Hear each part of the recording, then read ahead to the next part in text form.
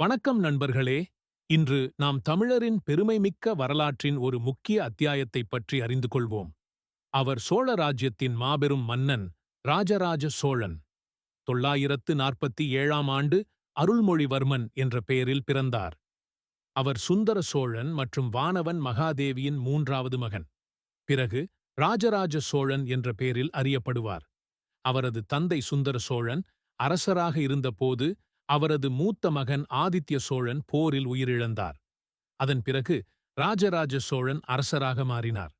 ராஜராஜ சோழன் தனது ஆட்சியை விரிவாக்கி கேரள, பாண்டிய, சிங்கள, லட்சத்தீப் மற்றும் மாலத்தீவுகள் போன்ற பகுதிகளை கைப்பற்றி சோழ ராஜ்யத்தை பரப்பினார். சோழ ராஜ்யத்தின் கடற்படை மிகுந்த வலிமையுடன் இருந்தது. நாகப்பட்டினம் சோழ ராஜ்யத்தின் முக்கிய கடற்போர்ட்டாக இருந்தது. அவர் ஆட்சியில் மண்டலங்கள் என்ற நிர்வாக பிரிவுகளை உருவாக்கி நிலவரி கணக்கெடுப்பு, பொதுநலன் திட்டங்கள் போன்ற பல புதிய நடைமுறைகளை அறிமுகப்படுத்தினார்.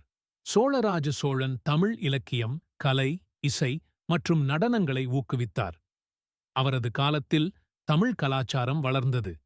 அவரது மிகப்பெரிய கட்டுமானம் தஞ்சாவூர் பிரஹதேஸ்வரர் கோயில். இது 1010ஆம் ஆண்டு கட்டப்பட்டது.